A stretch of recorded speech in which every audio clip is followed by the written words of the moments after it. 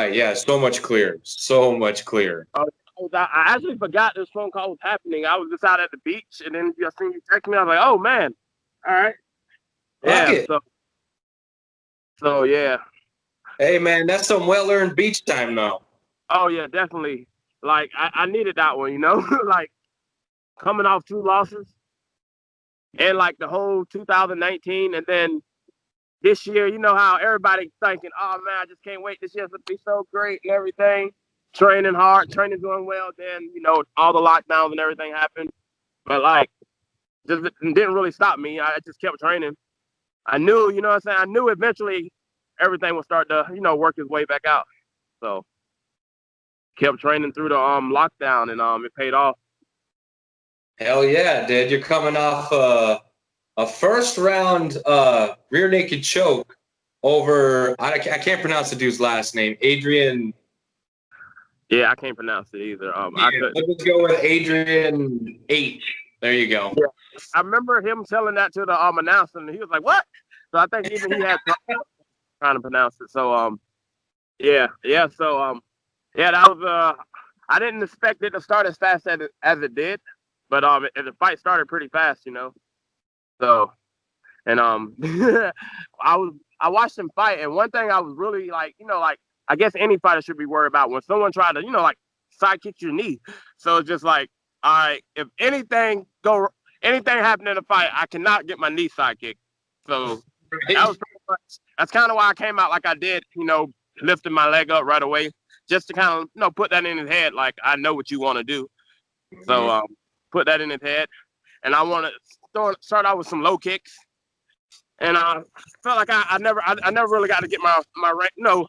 We started fighting pretty quick, but I never really got to get in the rhythm of striking, because like when he threw that kick, I was a little bit off balance, and he dropped me. I was like, oh man, okay. And then and he just rushed me like he did, and he left his leg wide open. So I just grabbed the single, take him down, and then bear him up. That's it, baby. That's it. A beautiful finish indeed. I'll go ahead and let the people know who we're speaking to in case they can't get you. You're glowing at the beach over here. I'm with Demarques Jackson. He got a win over at LFA. What is it? 89, which was headlined by Moore and Giannetti, a technical scrap. But your back was kind of against the wall here. 2 losses in a row. I know every fighter dreads the 3-fight skid or the 4-fight skid and so on. What was your mentality, just going into this fight? Was, like, hey, I got to get in there and get this done quick? Or, was there a game plan? My mentality was, all right, I'm on a 2-fight skid. Like, I'm not even in the UFC. So, like, if I go on a 3-fight skid, that pretty much, like, that's hard to come back from, Like, in the UFC, fighters go on 3-fight skid, it's hard to come back from. If you're not in the UFC, you go on a 3-fight skid, that's probably going to be hard to come back from. So, like, my mindset going into the fight was, if this is going to be my last fight, I'm going to go out. Like, I'm going to go out swinging. Like, if this is going to be my last one, I'm going out swinging. Like, you're going to have to take me out on a stretch if this is going to be my last one. That was my mentality going in it.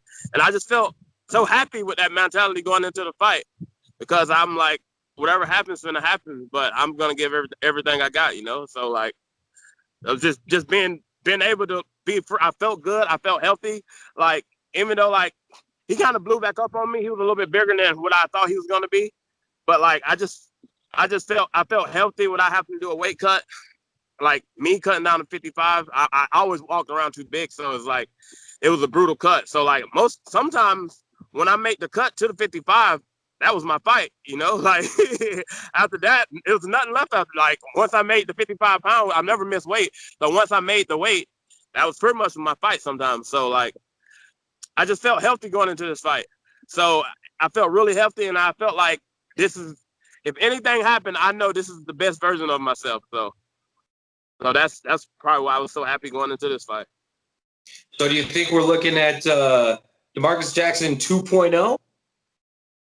Nah, I felt like a little bit, yeah, but I feel like I always been there. I just haven't shown it.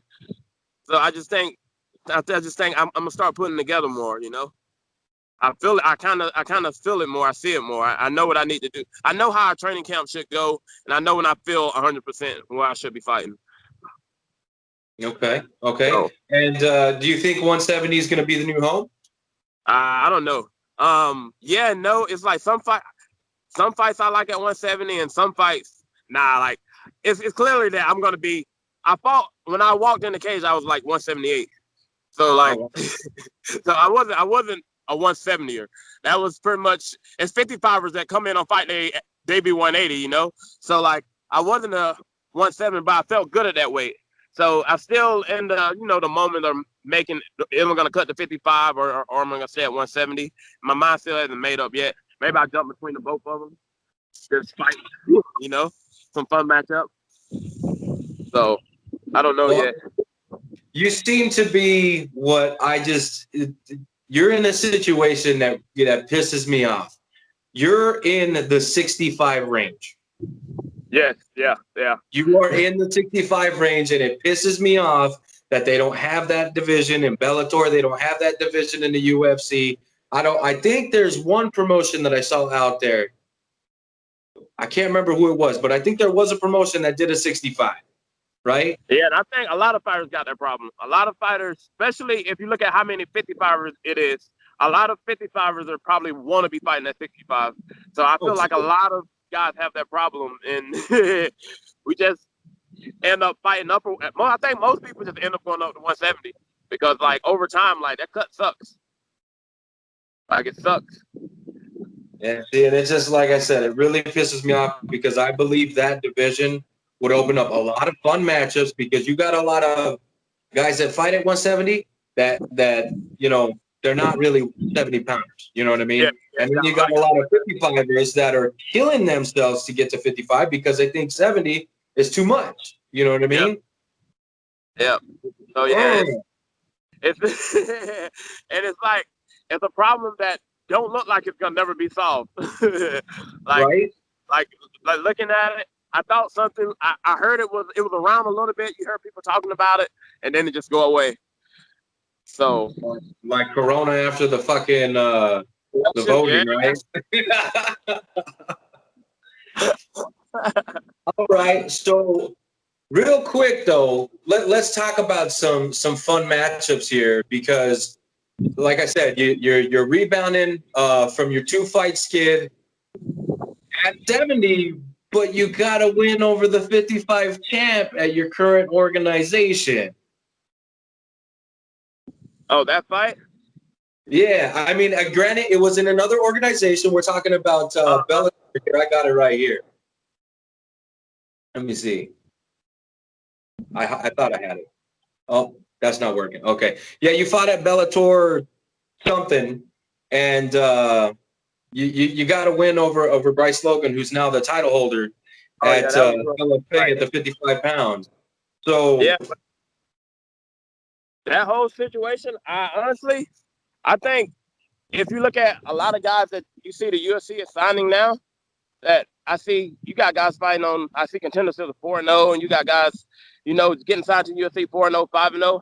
I honestly feel like when me and Bryce was fighting in that Bellator organization, that could have been a UFC undercard fight. If you look at some of the guys that have been fighting, now definitely we got had like two and three fights on our bet on that. I honestly feel like he has done enough with some of the fighters they've been signing. I feel like Bryce has done enough to get signed to the UFC. And I really hope they give him his. And I mean, I talked to him like that's a really cool guy. I really hope they give him his shot to fight in the UFC. So I'm coming off a skid, so I know I'm probably gonna have to fight 2 more times. So like I said, I really hope they give him his shot. And then if I go back to 55, I'll fight whoever's ranked up 1 and 2. So.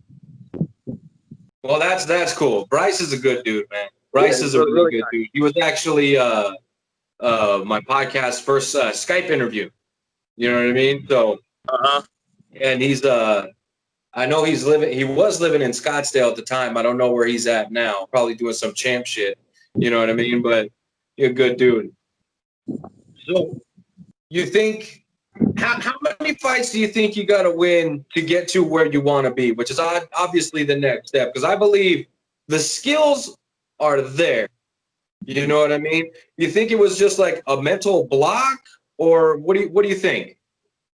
Oh, I felt like the first time it was that 55 fight, and it was the 55 fight, and I wasn't there when I fought him. I felt like he didn't really get to see all I can do. I felt like I won that fight handicap, but like I have won in fights handicap before, and I won, But he was just good enough. I couldn't go in that handicap and fight him and beat him, and it showed. Like that's honestly that's what I feel like happened in that fight. Like I felt real bad in winning the fights before one. It was that fight I felt real. I felt bad. I went in there and he's a true fighter. You know what I'm saying? He got 11 left first round finishes. And I remember when he got me rocked, I was like, oh, he got 10 seconds. There's no way you get me out of here in 10 seconds by the end of the round. Then the ref jumped in. I was like, oh, all right. It's just like I couldn't say it. Like, all right. I said it's not gonna happen, and it just happened. So it's like, all right, just made me eat my crow. So it's just all right. Back to the drawing boards. And I felt like after that, I wanted to fight so bad, and I wasn't in the right shape, and I was beat up a little bit. I fought like a couple months after that. Mm-hmm. So like I wasn't in the right shape to be fighting. I just wanted to fight because I wanted to fight. I wasn't. Mm-hmm. My body wasn't in shape to fight, but I just wanted to fight. So I went there and I put on a really shitty performance. Like, and that I felt like that kind of remotivated me. Like I can never let that happen again. Like no, like never again, never. And I felt like it had to happen in Atlanta. I kind of really happy it happened and the way it happened in Atlanta where I started my career. I'm glad that happened because like that right there lit a fire under me. Like it was like pouring gas on a fire. Just like it just woke me back up. And that's what I felt like I needed. I felt like I honestly needed that.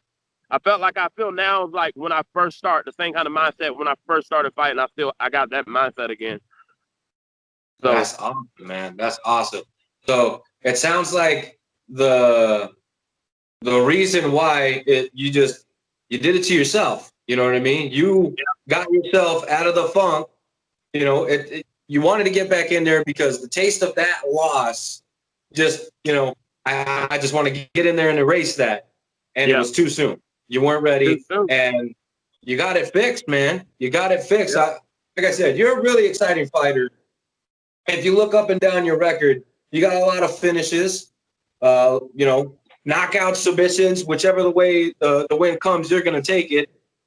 Is there a submission that you prefer in which to end your fight? I always like guillotines, but I have some fights. I have problems where like I'll pull a guillotine just because I think I can get it, and I nowhere near has it. And it caused me to fight, I'll end up on my back. So like, but that's always from I started grappling. I always like guillotine. It's always been like my favorite submission. Yeah, and I like in chokes or like rear naked chokes are my second favorite. So those are my first two favorite submissions. Okay, and is there a fight in your career looking back on it that sticks out more than any of the other ones on your resume? Let me see. I would say they're on the Bryce Logan fight because it was in Bellator. Like I grew up as a kid and I see Bellator on TV. So it's the fact that I got to fight in and it was on undercard, but I got to fight in Bellator. I seen it as a kid on TV and I got to fight there. So I think that was like one of the more exciting fights for me, just because it was Bellator and it was in South Sioux Falls and it had a lot of people out there. It was like a really big crowd. I really liked that fight. Yeah. Okay, now 55 or 70, you go ahead and pick the division you're dreaming about. But is there a dream matchup for you that's out there? A dream matchup. Dream matchup. No, it's whoever. When my time comes, who's ever in the top 5, that's gonna be my dream matchup at the time. Whoever's out there, when I make myself establish myself, whoever's in the top, that's pretty much gonna be my dream matchup. Yeah. Okay. A lot of guys out there. There's nobody I can say, man, I just really want to fight that guy, because in my mind it just seems so unrealistic. If I know it's not gonna happen at that moment, so if I can see it happening, and that's when I can pick my dream matchup. Okay. All right. All right. Yeah. So that is to be determined. That's to be determined. We're gonna have to wait to find out the answer to that. See, for me, it always changes, right? Because when I started training, of course, I was a lot younger. You know, a lot more in shape, a lot more dumb. You know what I mean? And my dream matchups were, I believe at the time, Frankie Edgar and Eduardo Dantas.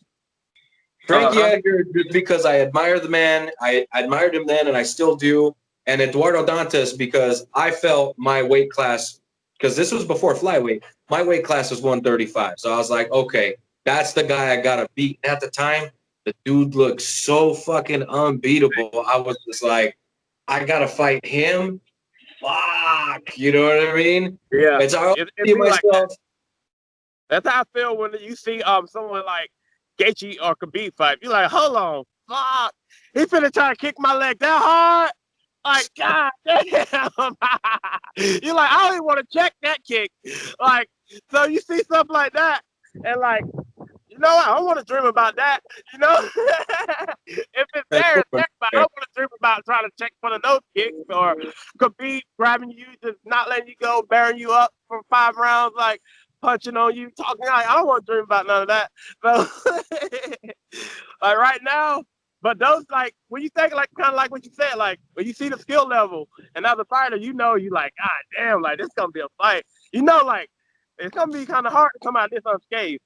So like you know, yeah. So I think that's what makes it so fun. You know, when you get to those high level fights like that, because you know, like, oh man, like you're not gonna come. Neither guy's about to come out this unscathed. Like it's gonna be some guys gonna get hurt. So For real, 100%. But so that's always a question I like to ask, just because of my mentality when I was a fighter was picturing myself fighting whoever's at the top. Now it's a little bit scarier because you do have guys like Gaethje and Khabib. Because I was never a big guy, so I know I'm not fighting Dan Henderson or fucking Anderson Silva. I don't have to worry about them badass motherfuckers. It was technical guys like Frankie Edgar and Benson Henderson. yeah. So, all right.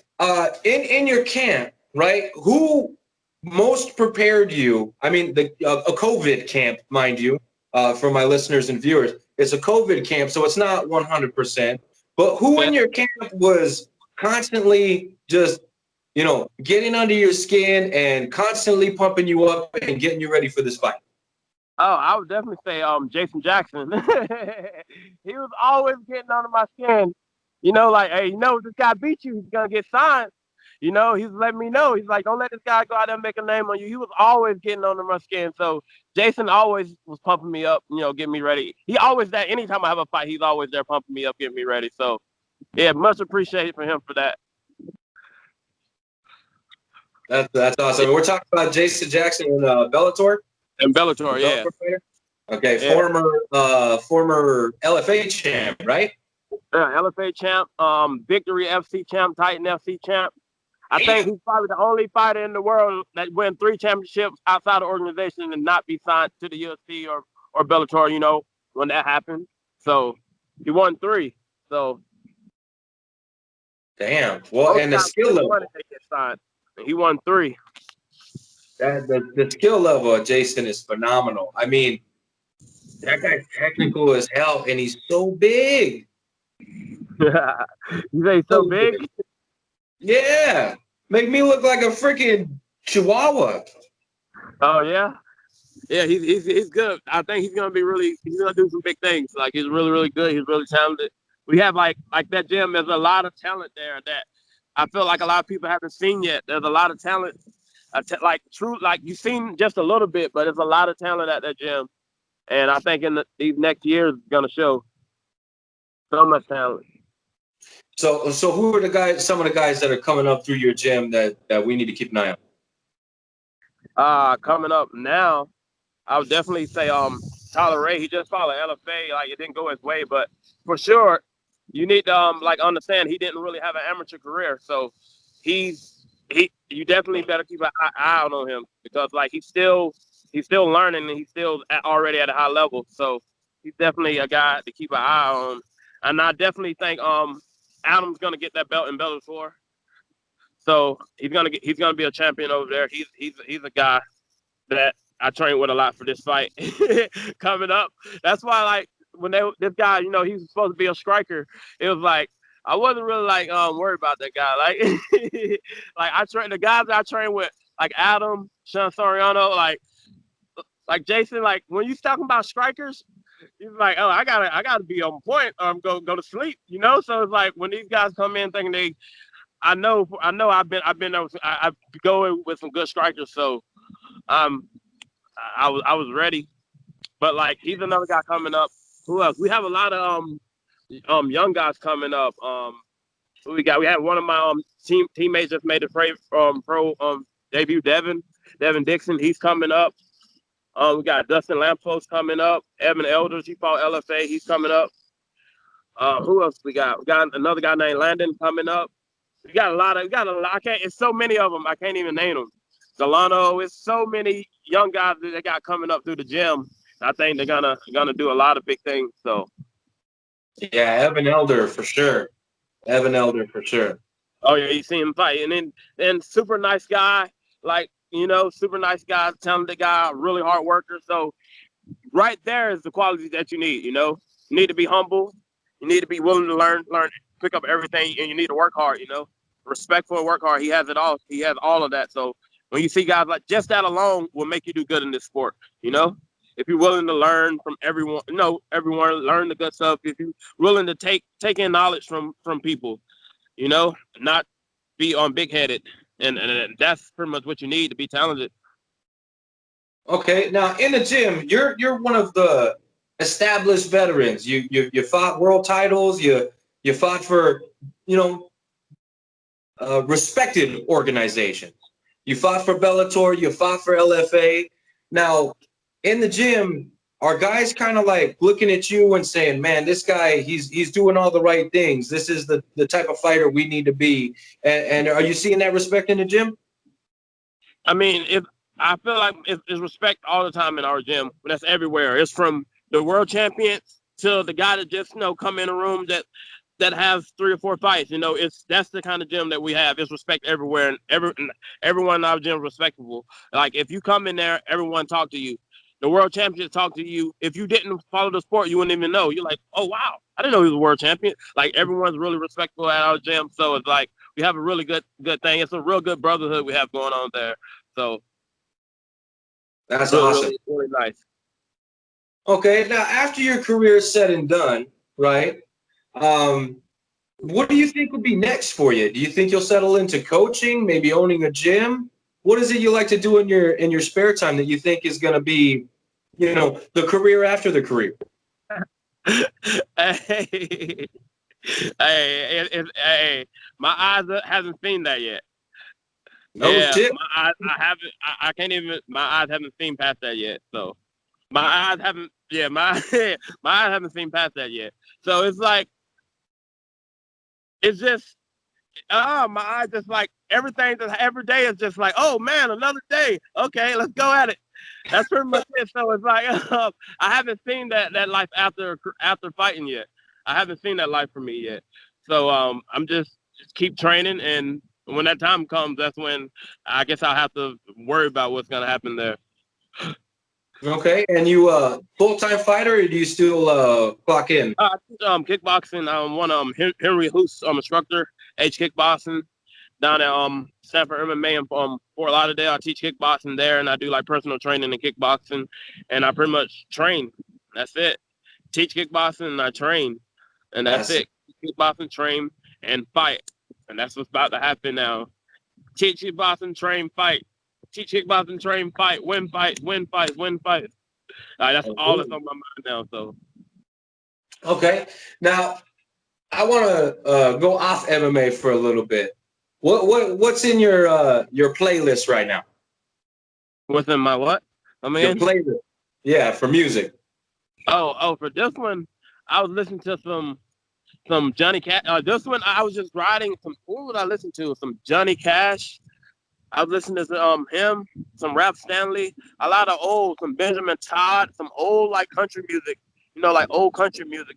This camp, and every camp it seems like it'd be like a different theme. It'd be like a rap camp, and then a reggae camp, and then a country. This was a country music camp, then maybe a church music camp, and like for the whole time, like well, I want to say camp. I'll say let's say I got a fight coming up. For like 6 weeks, I'll only listen to a certain type of music. And then I'll pick a song for what I listen to and I'll walk out to it. That's been like kind of like my ritual. So this one I was listening to a lot of country music for this fight. So it's pretty nice. I walked out to some Johnny Cash, Railway to Heaven, and they loved it. It's like, what was that? What was that song? What was Johnny Cash? So yeah, and no one was in the arena, so it was like empty and it just glared. Like it was nice. I was having so much fun. It was just a fun experience altogether. Like to look at what's going on in the world, and it's like I'm about to go fight somebody in a cage in a room with nobody. To look at everything that's going on in the world, and I'm about to go do this. So it was just like, to me, it's super fun experience. It's like, wow, okay. So definitely like a thing. You were talking. You walked out to Johnny Cash, and that like caught traction on Twitter. Some of my guys, that I shoot the shit with on the timeline, they were saying that, hey man, this guy's walking out to Johnny Cash, and then another guy saying, hey man, instant fan. So yeah, just like that, man, and you were trending, and that's even before you got in the fucking cage. Yeah, Johnny Cash, like it was it. He had to walk out to some Johnny Cash up, and with COVID going on, and he's talking about saviors coming from heaven and stuff, and everything that's going on this year in this world. People probably was like, "Oh wow, yeah, they loved it. Yeah, I liked it too." That's awesome. That's awesome. It sounds like you have a lot of fucking fun doing what you do, man. Oh yeah, I like this is what I chose to do. I chose to fight. And then for like 2000, I think it was 2015, I stopped fighting for a year and I just went back working. And I was like, no, no, I'm not gonna make it like this. Like I gotta go back and start fighting. Like so, I just switched back, start fighting, and I like it. So every day is fun for me. Every day I get to wake up and I get to do what I chose to do. I didn't play sports as a kid. When I was 18, I walked to a gym and I did it. I chose to do that. So I get to do what I chose to do every day. Like, yeah, I'm happy. Yeah, that makes me happy. What's the origin story? How did you even get into fighting? Oh, no, I used to watch it on TV. Like, I think it was 2015. So it was a Tough Show.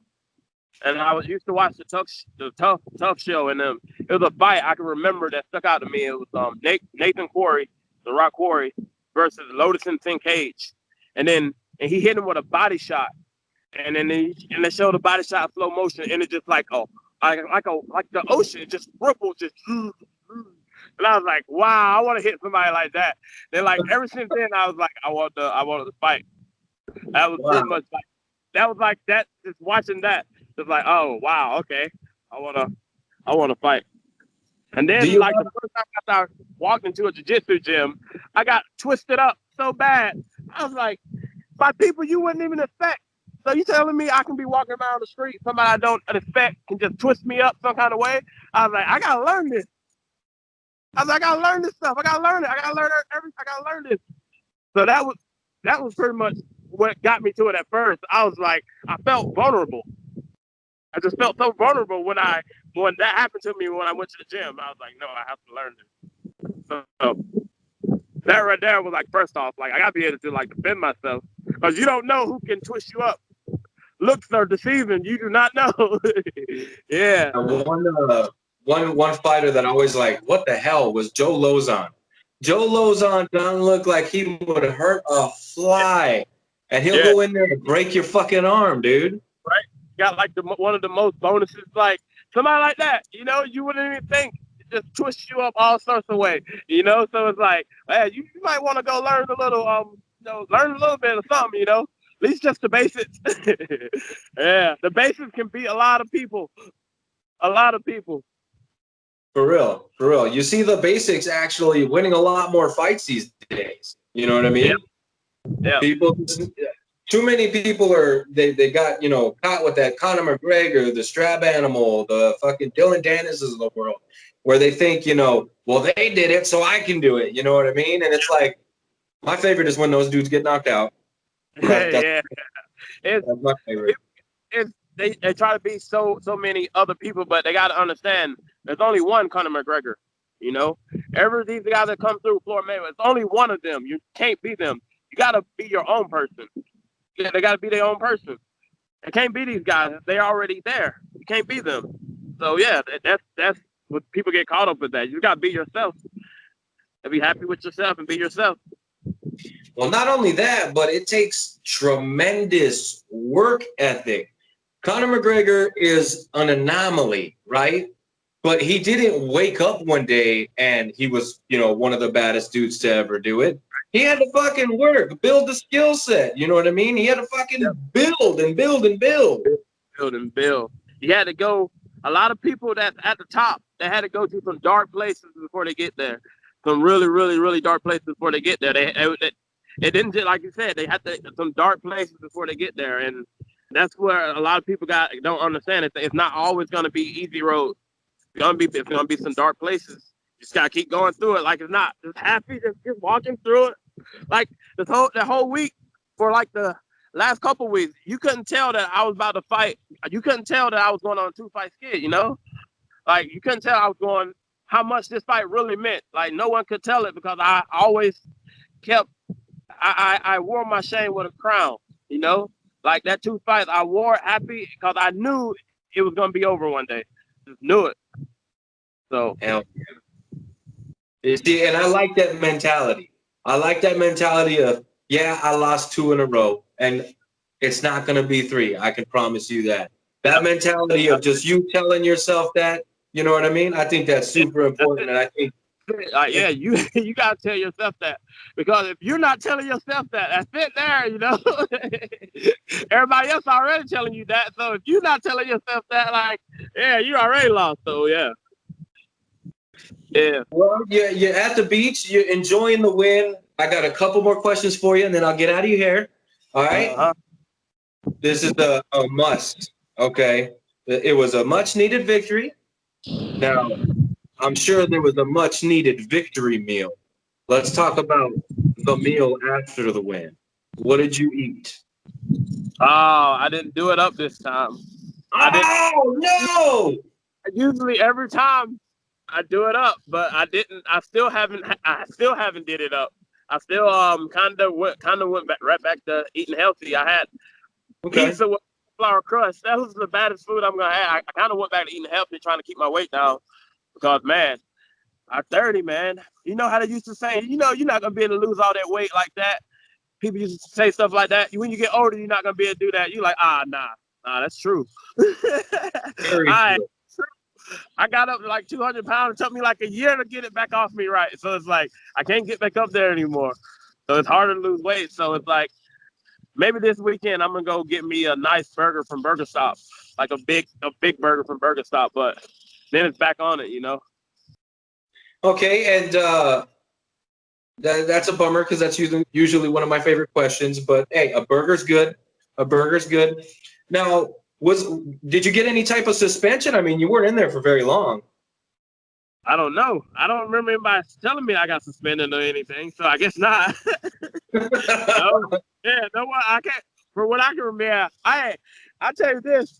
That night was so crazy. After I won, I packed my stuff up. I was walking out. And then Linton come with me, my roommate. He was like, hey, man, you get your check? I was like, oh, man, I get a check for this? I forgot about getting my money. Like, I was so happy to win. I was like, so I don't remember. What I really remember about that night, it was kind of like a little dream, So I remember the doctors talking to me, but I don't remember anything about a suspension, so. Okay, so do you think that you'd be willing to take a short notice or a fight rather quickly? Oh yeah, I think so. I think that's what's going to happen. Once I get back in, I'm just trying to keep myself away from the gym. Just because you need the rest.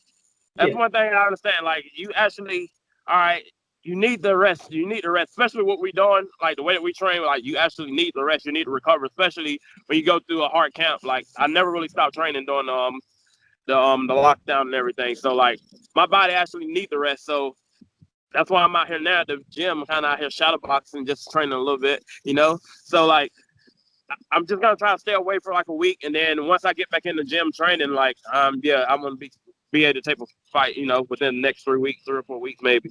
So. All right, and do you have a management team that helps guide your career, or do you do everything yourself? Oh yeah, I'm with Martin's advisory group, Dave Martin. So he we got a couple guys over at Sanford, Michael Chandler. He was same management as him. So like Okay. I've been with him since 2017. So they always been looking out for me, taking good care of me. So I've been with him. They put me in the right spot to get signed, and I didn't succeed with the Harvey Park fight. You know, if I would have won that fight, I probably would have got signed. So they did their job with getting their matchup, put me in the right fight. I didn't follow through with on my end. So they did their part. So really good group, and I really like them. So. Okay, and you got any sponsors you'd like to shout out? Him, Thrasher Shoes, who totally chiropractic up in Boca. They always help me out. I got some Dr. Hero. He always working on us. He's also, trained MMA and work on some of the fighters. Sanford MMA. They always behind us. Just them. Yep. Okay, and any training partners or coaches you'd like to give a quick shout before we let you go? Shout out to all the coaches. Henry Hoof, him, Greg Jones, Cameron Barzini, Dr. Corey Peacock. Sean Soriano. He's the man. He's pretty much coach fighter. You know what I'm saying? He's the big bro. Everybody look up to him. As the big bro. So shout out to all of them. They do so much work. They do so much work. They work so much. Like if you look at how big the team is and the small group that we have, like we're so blessed. They do so much. And to win, if you look at our fight, for only to have those 4 or 5 people, you gotta have like a brotherhood. Everyone's got to work together, to get everybody together. So I'm just feel blessed, to be down here with training during this time, because I know these are some truly special times we're in. Hell yeah. Well, Jackson is a beast. Soriano's got some fucking sexy hands, bro. Oh, that dude. Oh man, I love that guy's boxing. And it's funny about it. They're gonna see. They're gonna see though. Yeah, Soriano. It's like he's like an underground. A lot of people know that he's sick. Soriano hands are some of the best, I say, in the 45 division. For sure. Like, for sure. Well, I don't know if y'all can see that shit, but yeah. I got some goosebumps over here talking about them hands. Right? Like, yeah. He's good. He is so good. He's sick. And that's what you talk about. Man, what was talking about when you like dream matches, like, wow, you gotta fight guys that like that. Like, pull guard.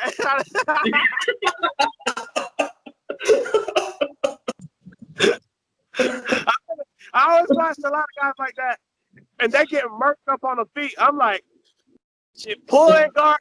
That old Damian Maya, go for that half guard sweep and try to roll them over and get on top of you. Oh, fuck. Oh, man. That's so fucking good. So fucking good. All right, man. Well, look, I want to thank you. I want to thank you for the time. I have a feeling we could go on for a good hour or more. Yeah. You know what I mean? But I do got a couple things that I need to square away on my end with some people. So I have to cut it short for once. You know what I mean? So I want to thank you for giving me the time. You're at the beach. You could have said, nah, man, tomorrow. You know what I mean? Oh, nah, it's all good. All good. I appreciate you giving me the time. And look, as soon as you get booked up, let's preview your fight. Let's talk about your opponent and how you're going to fucking beat this man. All right? Let's do it. Let's do it. I'm down. Well, again, I appreciate the time, and we'll see you next time. This is Demarques Jackson. All right, I see you. Appreciate it. Later, man.